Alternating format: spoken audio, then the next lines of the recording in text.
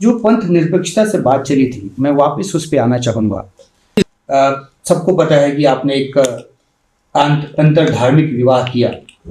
एक तो अव्वल क्या इसने भी कोई भूमिका निभाई, और दूसरी बात कि क्या आज के दौर के आप युवा होते तो इस तरह का अंतर धार्मिक विवाह का आप सोच सकते थे, खासतौर पे अगर यूपी की बात करें, क्योंकि आप यूपी से आते हैं। नहीं, अब उस समय, अब तो जो है वो जिहाद वहाद का धंधा भी चल रहा है बहुत, कि भाई साहब कोई कहेगा जिहाद कर लिया, कोई कहेगा कि जिहाद कर। उस समय जो है वो मैं एक चीज़ आपको बताऊं मशंकर जी, बहुत सोसाइटी कुछ ओपन ज़्यादा थी, आज भी ओपन है। आप जो है वो इस आइसोलेटेड घटनाएं जो होती हैं, जो कुछ इस तरह के जो है वो दकियानूसी और दिमाग के तौर से पैदल लोग होते हैं, उनके आधार पर आप जो है वो कभी आकलन इसका नहीं कर सकते।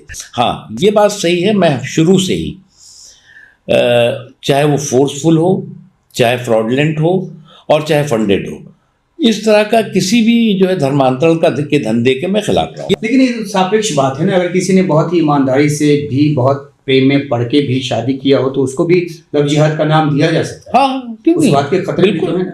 बिल्कुल। देखिए क्या है, ये दो आप ऐसा है कि क्यों आप जब हिस्ट्री देखेंगे तो दोनों तरफ ऐसा ही है।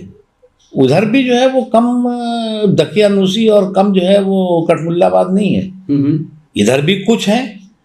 तो इस तरह का जो कुछ है वो भी ज्यादा होना चाहते हैं, वो भी कभी कभी जो है वो एक्शन में रिएक्शन ज्यादा दिखाई पड़ने लगता है।